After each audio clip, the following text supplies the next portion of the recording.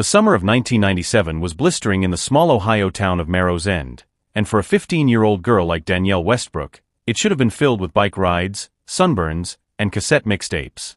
But instead, that summer would stain every moment of her life. It was the year her younger brother Michael vanished inside the mirror maze at the traveling carnival that rolled into town with no warning, no advertisements, just set up shop in the old high school lot like it had always been expected. Danielle remembered the first time she saw it, a flickering neon sign that read Maze of Echoes nailed to a trailer painted in faded harlequin colors, surrounded by strange carnival workers who smiled too long and blinked too little. The townsfolk thought it was quaint, a nostalgic novelty with its rusted Ferris wheel and cracked tilt-a-whirl. But to Danielle, even before the tragedy, it felt off. Like something about the place was too quiet beneath all the noise, like the laughter had an echo that didn't match the sound. She was babysitting Michael that day because their mom had picked up an extra shift at the diner and their dad hadn't come home in weeks again. Michael was 11, curious, sweet, and always a little too brave for his own good. He had a habit of running ahead, especially when he knew Danielle hated being embarrassed in front of other kids. The moment they got to the carnival, he'd pulled her by the hand, demanding cotton candy, games, a ride on the bumper cars, but he kept glancing back at the mirror maze.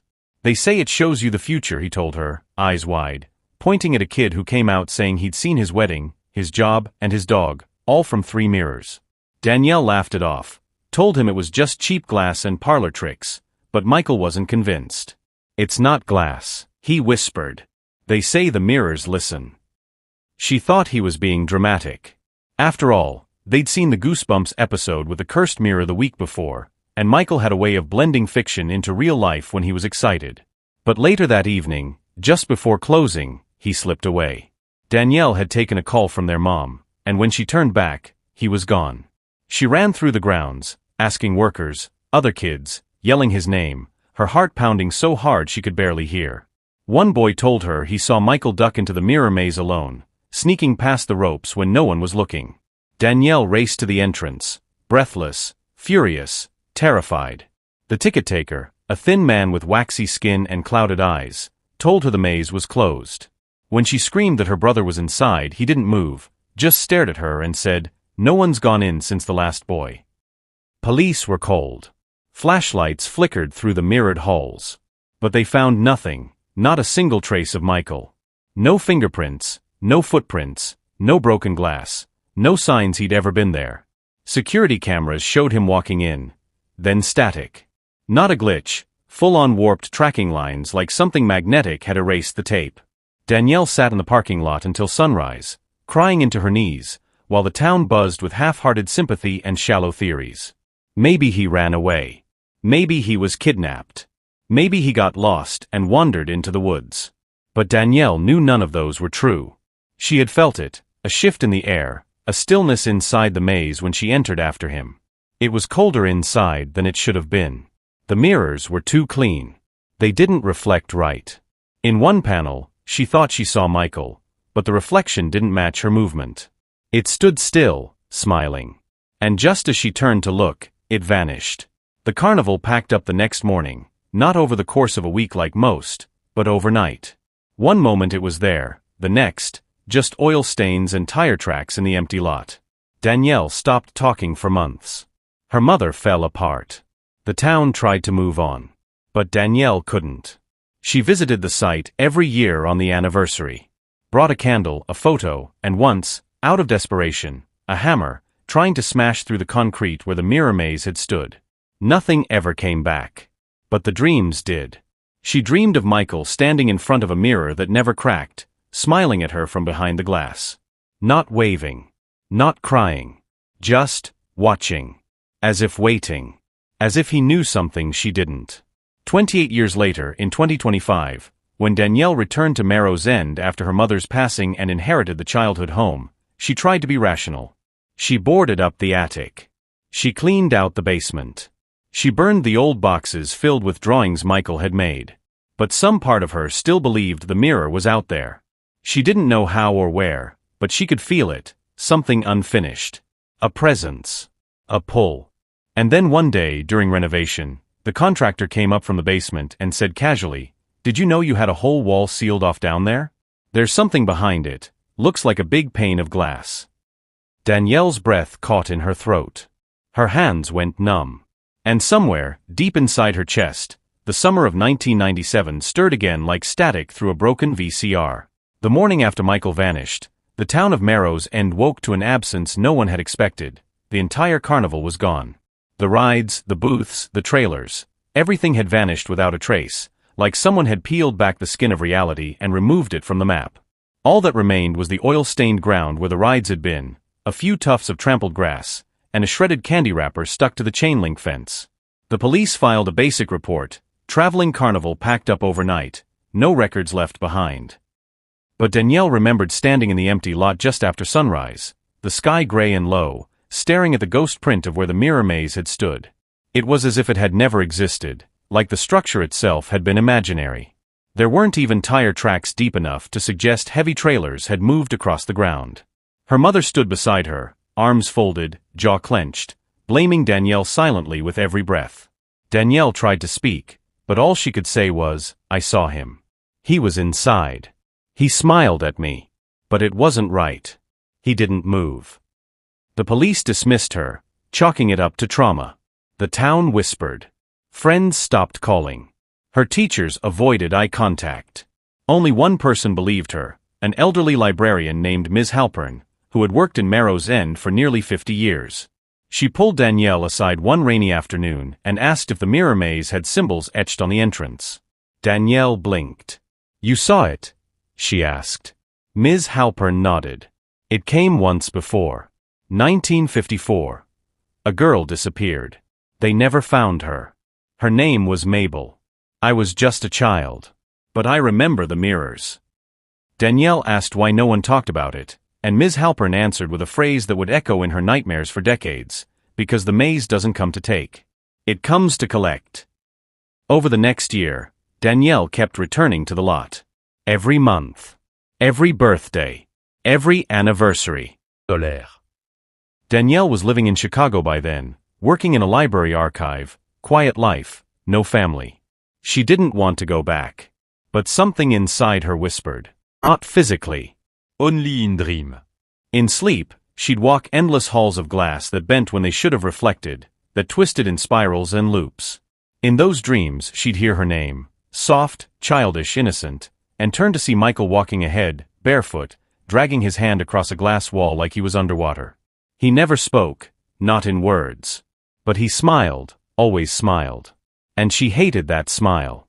It wasn't warmth. It was hunger. In 2001, Danielle left Merrow's End entirely, enrolling in a small art college on the East Coast. She cut her hair, changed her name on her student ID, and told people she was an only child. But even in new cities, she'd glance into mirrored buildings and swear she saw movement that wasn't hers. Her reflection would pause half a second too long, smile when she didn't, or show Michael's eyes staring back. For a while, she tried therapy. One counselor suggested mirrored trauma as a symbolic trigger, but none of them believed the truth. Not even close. In 2008, she returned home only once, for her mother's funeral. The house had decayed. Mold in the corners. Wallpaper curling from the walls. But her old bedroom door was still covered in drawings. Michael's drawings. Stick figures walking into boxes. Spiral tunnels. One paper tacked above the light switch simply read, "They see you when you're not looking." Danielle didn't sleep that night. She stared at the mirror above her dresser until dawn. It cracked down the center at 3:12 a.m. without being touched. She left that morning and didn't come back for 17 years. In 2025, the call came from a lawyer. "Your mother left the house in your name. You're the kind of whisper that had Michael's voice hidden behind it. So she returned. The town hadn't changed much. The same rusted gas station. The same bridge over the dry river. And the same field where the carnival once stood, now fenced, overgrown but untouched. Her childhood home smelled like mildew and silence. It groaned when she stepped inside. But it was hers again. She decided to sell it. Clear it. Renovate if needed. 2 days into demolition, the workers called her down to the basement. "We think there's another room back here," one said. Danielle descended the steps slowly, hand trailing the wood rail like she had as a girl. The contractor stood beside a half-sledge wall. "You see this seam? It's hollow behind there. Weird part. Looks like someone built over it. Danielle's stomach turned cold. They broke through the plaster carefully. Behind it, a single mirror, 8 feet tall, framed in rusted iron. It had no dust. No cracks.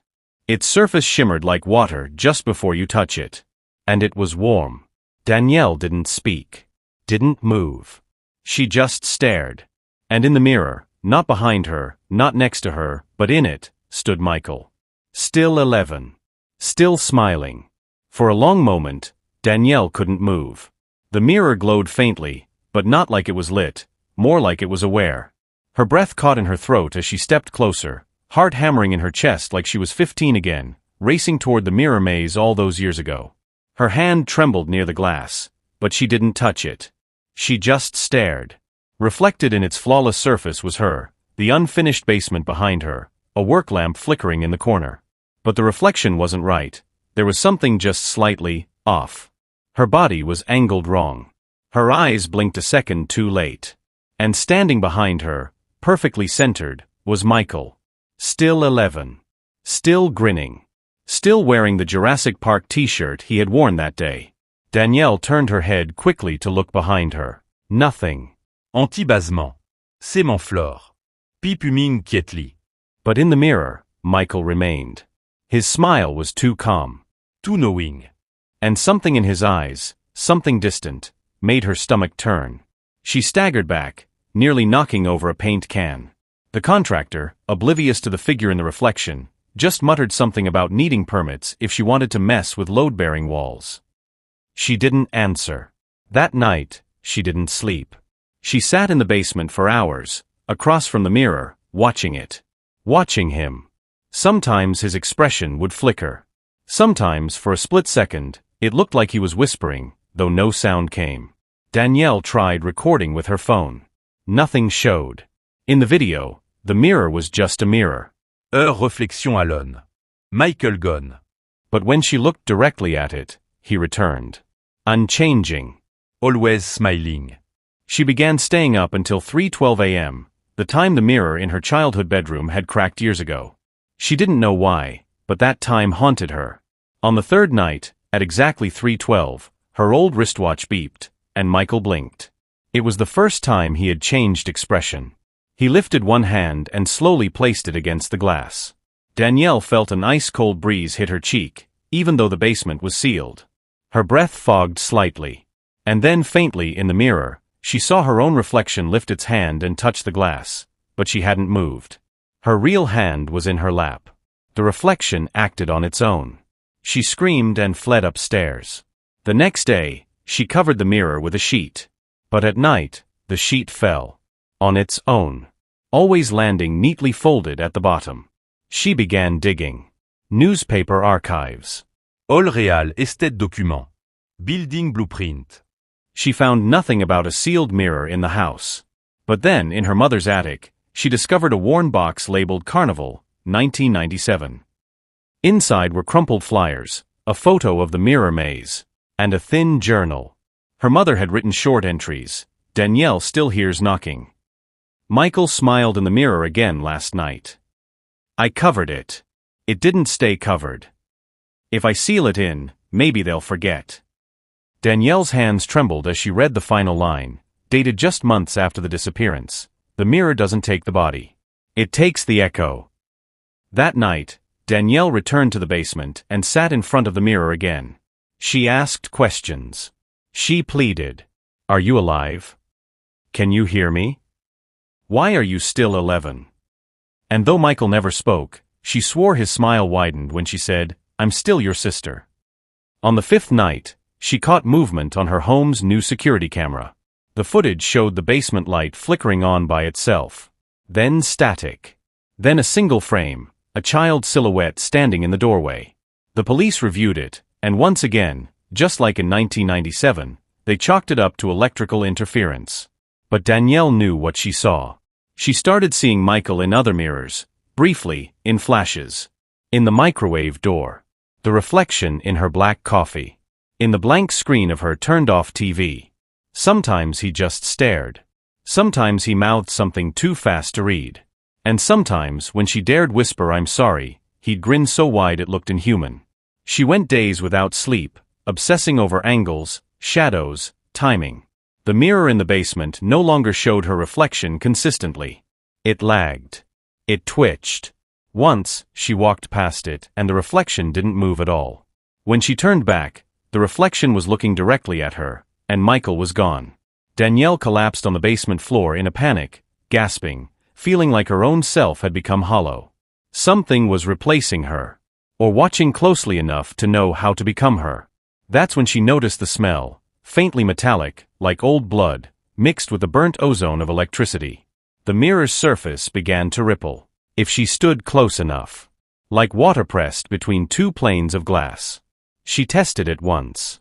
Threw a marble against it. It bounced back. The next night, she threw another. It didn't. It simply vanished into the surface without a sound. She never found it. Danielle decided she couldn't ignore it anymore. Something inside the mirror, Michael or whatever wore his face, was trying to return. But not alone. It needed her to see. To believe. To open something. Her home had become a boundary. A fracture between two realities. And she feared that somewhere inside the mirror, behind that smiling boy, was an entire maze, still waiting. Still listening. Still showing. Just like her mother wrote, the mirror doesn't reflect. It remembers. Danielle didn't remember falling asleep in the basement, but she woke up on the cold cement floor, her back sore, her neck twisted at a sharp angle, and the mirror still looming silently across from her, as if it had been watching the whole time. For a moment she convinced herself it had all been a dream, the vanishing marble, the silent smiles, the slow betrayal of her own reflection, until she looked down and saw the thin red marble sitting beside her, still warm. But it was different. No tateuil anymore. Now it was etched with something, tiny scratches along the surface forming a crude spiral. Danielle bolted upright, her throat dry, lungs tight, and backed away from the mirror, suddenly unsure whether she was awake or inside it. That afternoon, she installed a security camera facing the mirror. She told herself it was proof, either she was losing her mind, or something else was happening, and if she couldn't trust her memory, she'd trust the camera. That night, at exactly 3:12 a.m., the camera pinged. Danielle rushed to her laptop and reviewed the footage with trembling fingers. At first, it showed nothing unusual, just static basement shadows and the faint flicker of her motion sensor light turning on. But at 3 hours 12 minutes and 7 seconds, the footage glitched. Just for half a second. A warping distortion rippled across the screen, like the signal had been pulled through a tunnel. Then it came back. And there in one frame, too fast for a human eye but clear enough when she paused, Michael. Standing, not reflected, but visible in the center of the room. Head tilted. Hands by his side. He looked older now, not fully grown, but not 11 either. And yet, when she looked into the mirror that very moment in real time, he was still 11. Frozen in that grin. Danielle zoomed in on the image, studying every detail, the faded lettering on his shirt, the curve of his fingernails, the faint shimmer around his body like static on old VHS tapes. He was real. Or he had become real again. Somehow. But only for a second. The next night, she left her phone recording audio. Nothing for hours. Then, at 3:12, a faint sound, like breathing. Then a whisper, "I'm still inside." It was a child's voice. Crisp. Clear. Undeniably Michael. Danielle clutched the phone to her chest, and for the first time in decades, wept openly.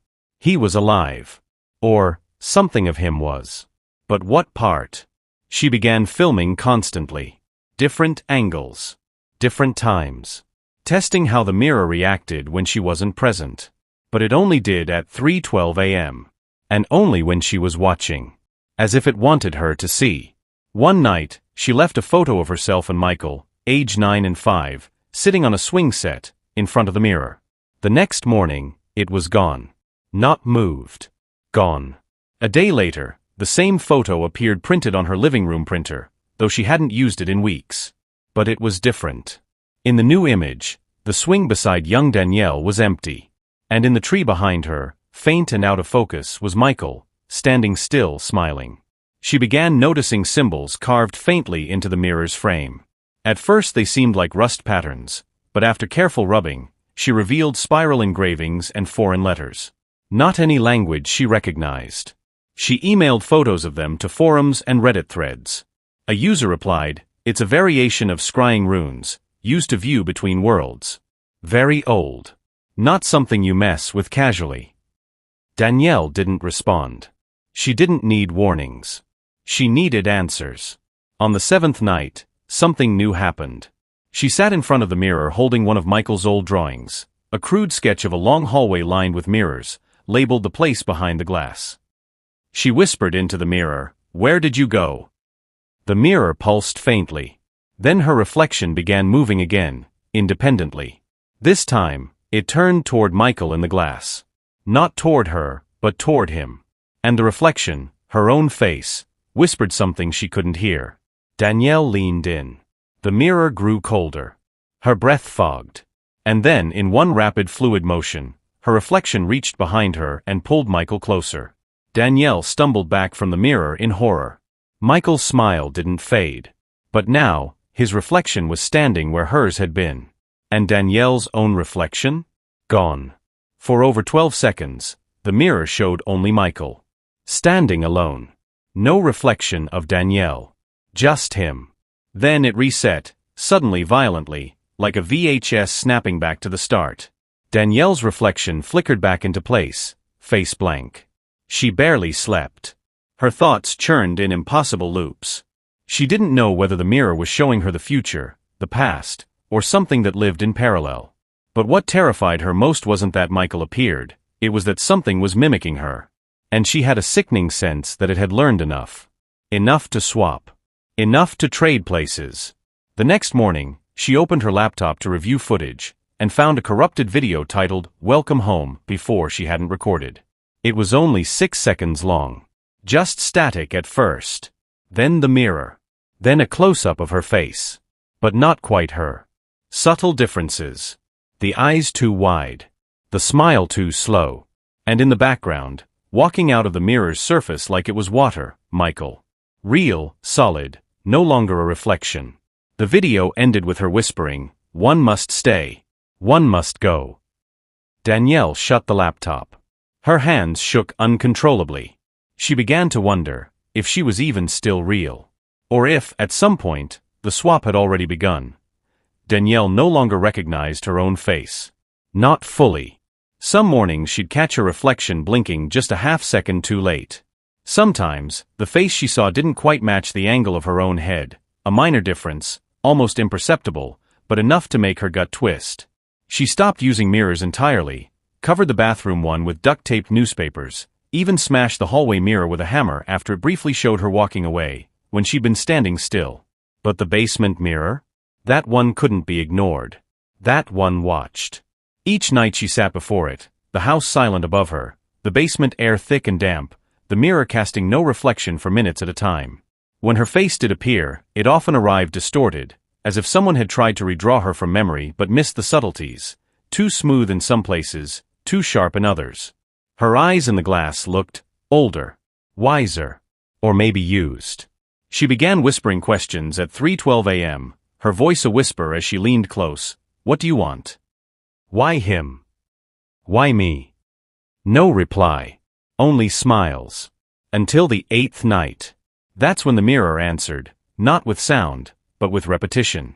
Her own voice played back to her, faintly, not from a speaker, not from her phone, from the mirror itself. "Why him?" it echoed. "Why me?" Then a pause. Then, in a voice not hers, "You were both chosen." Danielle recoiled, nearly falling over the old tools piled behind her. The voice wasn't Michael's. It wasn't hers. It was somewhere between.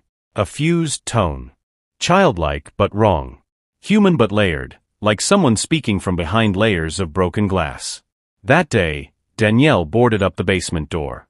She placed crosses on every entrance, salt across the windowsills, and lit candles she hadn't touched in decades. It made no difference. That night, her dream took her back to the mirror maze. But it was different. This time she was inside the mirrors, not outside them. She could see herself dozens of times, endless Danielus walking and turning in sync, all mirroring her exact movements.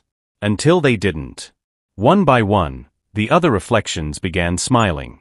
One tilted its head. One reached forward. Another winked. And then, only Danielle herself stood still. The rest began walking toward her, faster and faster, smiling as their mouths slowly widened far past what was natural. She woke up screaming, drenched in sweat. Her nose was bleeding. And the mirror downstairs was uncovered again. The sheet she had nailed to the wall lay folded neatly on the first basement step. On the 10th night, Danielle called Ms. Halpern, the now-retired librarian who had warned her years ago. The call rang twice before a fragile voice answered. "You saw it, didn't you?" Ms. Halpern whispered. "You looked too long." Danielle begged for answers, but Halpern only said, "The mirror doesn't show what's there. It shows what's remembered. It reflects what reality forgets." Danielle demanded to know how to break it, how to end it. But Halpern only replied, "Someone must take your place." The call disconnected. Danielle screamed into the empty house, flung books, tore old photos, cried until she collapsed on the kitchen floor. And that night, for the first time, Michael stepped out of the mirror. Not all the way. Not physical. But he crossed the frame halfway, shoulders, arms, his chest hovering in the air like he was walking through water. His expression didn't match the boy she'd grown up with. It wasn't grief. It wasn't warmth. It was anticipation. His eyes locked with hers. And he whispered, "We're almost done." She fled. Locked herself in the bathroom. Stayed awake all night. But when morning came, and the sun flooded through the window, something else had changed. Her own reflection now smiled when she didn't. Her voice echoed oddly when she passed through certain rooms. Her laptop keyboard mistyped her name as Daniek. Her birth certificate, left in an old file drawer, now listed her brother as born after her, not before. Reality was shifting. One thread at a time. Like a faulty memory being rewritten, detail by detail. She walked through the house the next day feeling like a guest inside her own life. The pictures on the wall now showed a different childhood. In one, she stood smiling next to a swing set, but there was no Michael at all.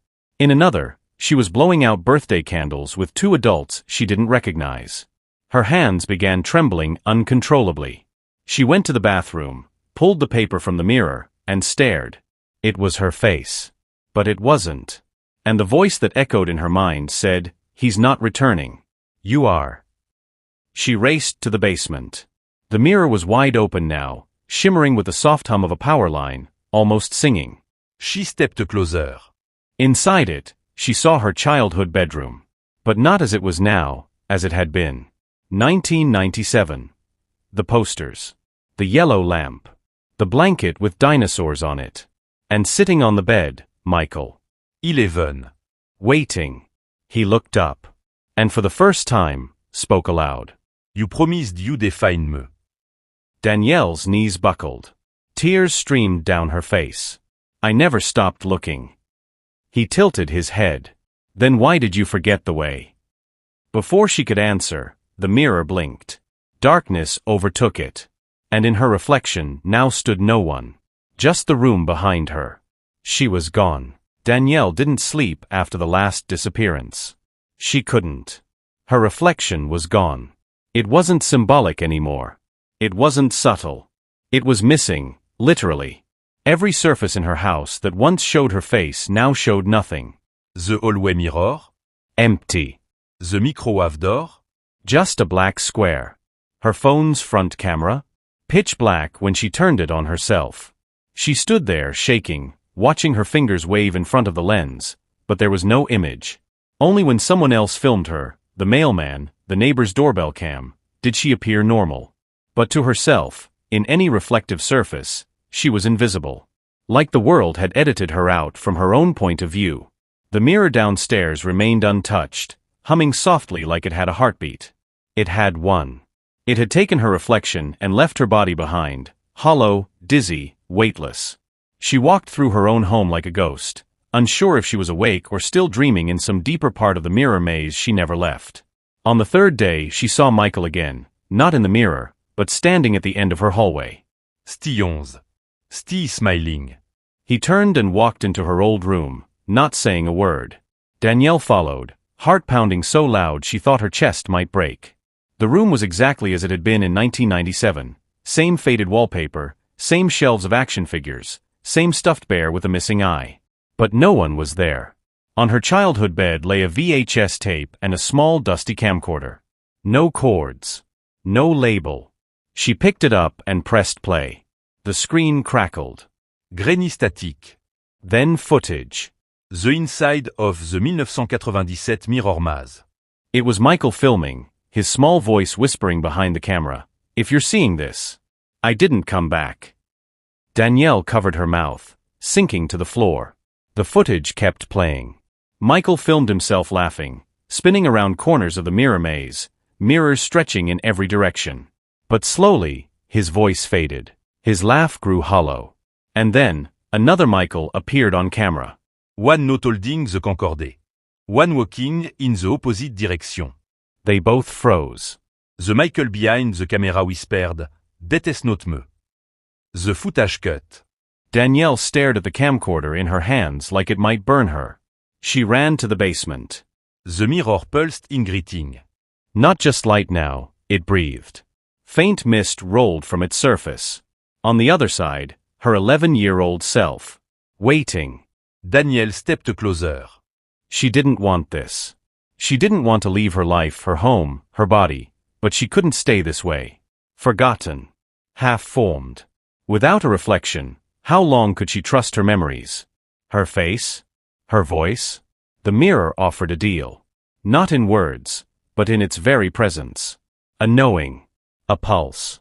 One must stay. One inside. One outside.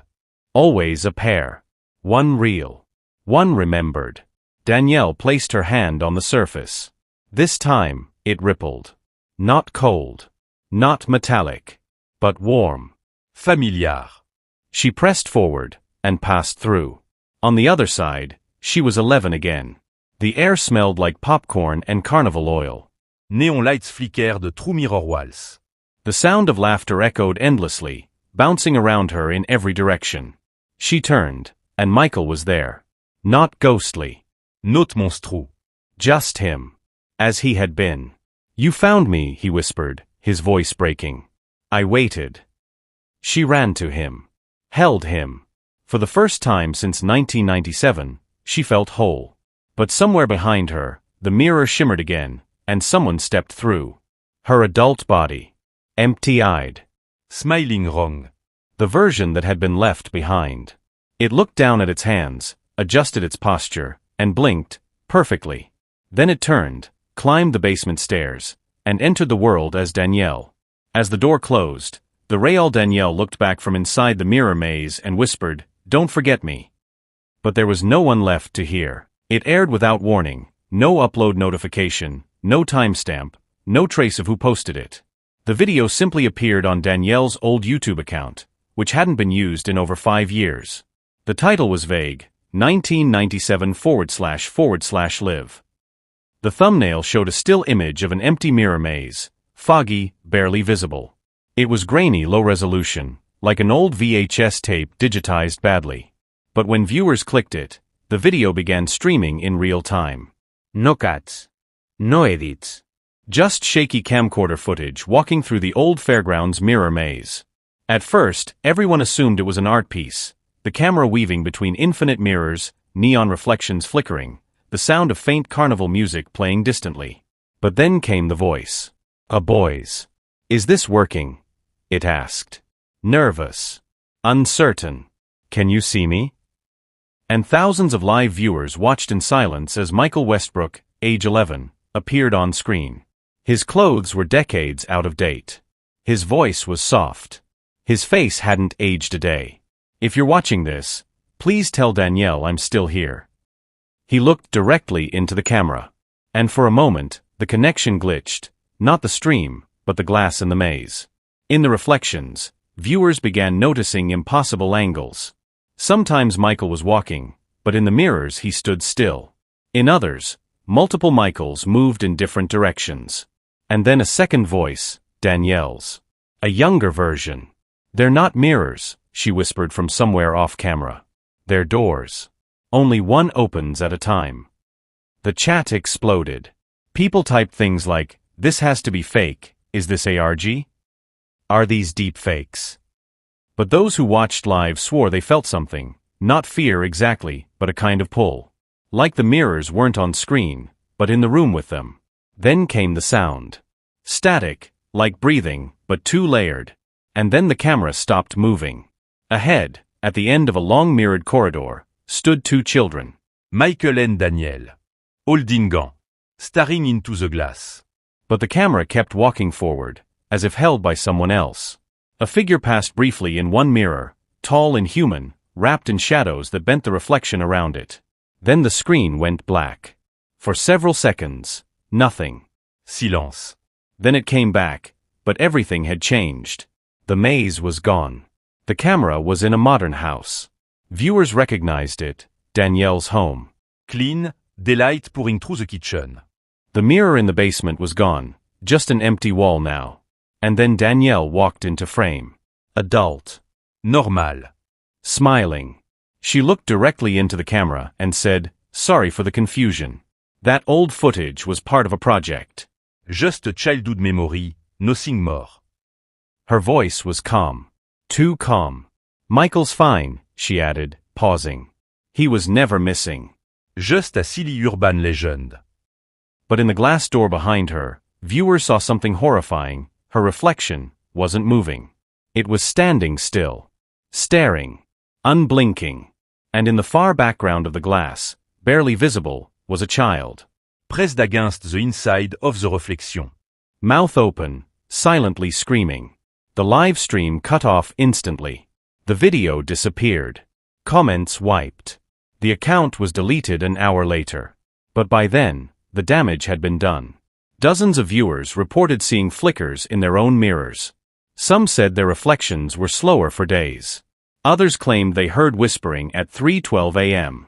And one person, a teenager in Wisconsin, uploaded a short clip of his bathroom mirror, where the fog from a hot shower had revealed one message, written perfectly across the glass: "One must stay." Danielle was never seen again. Not really. Not the real Daniel. The house was sold. The mirror was never found.